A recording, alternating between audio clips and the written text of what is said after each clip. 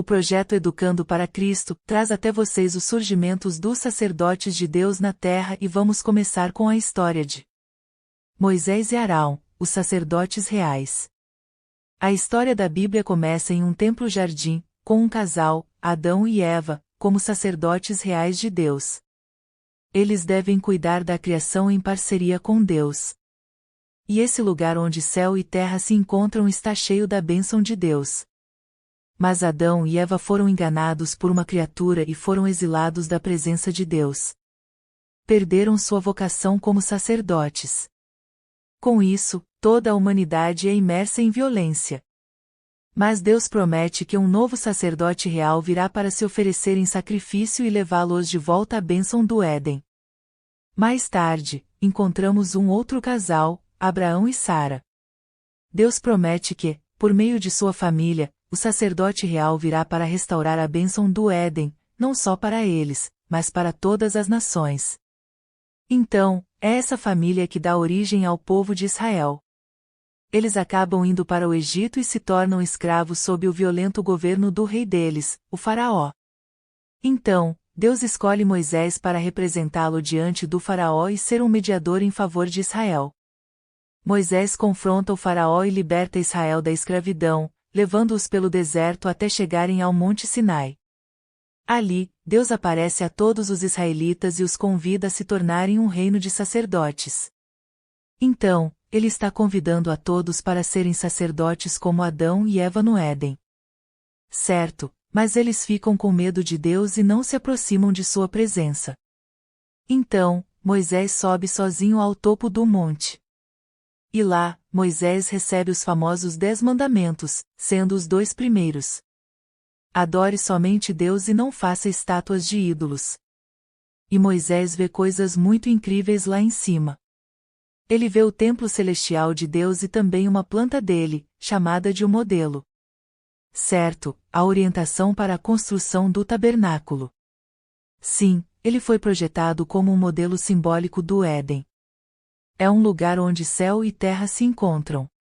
Depois, Moisés vê outra coisa, o modelo de uma figura humana gloriosa.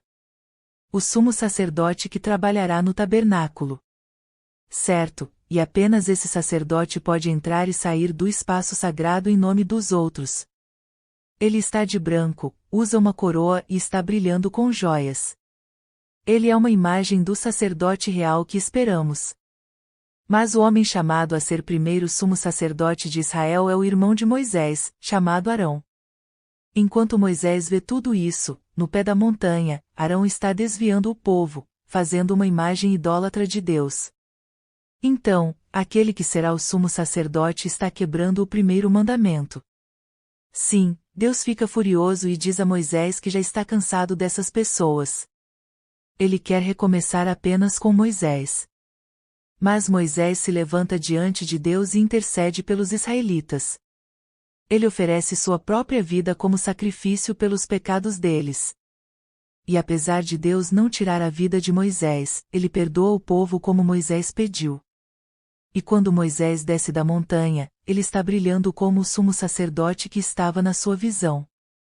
É como se ele fosse o verdadeiro sacerdote que seu irmão deveria ser, mas não conseguiu. Então, o tabernáculo é construído e a família de Arão entra no sacerdócio. Sério? Mesmo com tudo isso?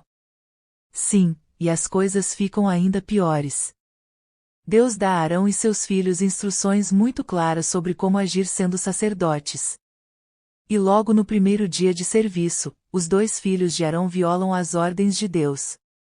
E como estão em um lugar de grande privilégio e responsabilidade, Deus é severo com eles. Eles morrem dentro do tabernáculo. As coisas não vão bem para o sacerdócio de Arão. Certo. Arão e seus filhos falharam em sua função sacerdotal. E isso nos leva a pensar. Talvez o povo de Deus precise de um sacerdócio diferente. Talvez um mais parecido com o de Moisés, que ofereceu sua própria vida a Deus. Sim, mas apesar de ser ótimo, Moisés também não obedece totalmente a Deus. Então ele e Arão morrem fora da terra prometida a Abraão.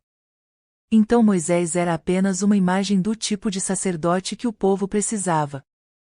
Certo. Ainda esperamos o sacerdote real definitivo que intercederá como Moisés e oferecerá sua vida pelos erros dos outros. Os israelitas acabam entrando na terra prometida. E ali nomeiam um rei e estabelecem um reino. Talvez agora o sacerdote real de Deus chegue. Isso nos leva ao rei Davi. E veremos sua história na segunda parte do sacerdote real.